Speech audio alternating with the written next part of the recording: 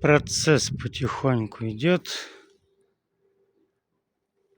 Работаю медленно, в свободное время от работы.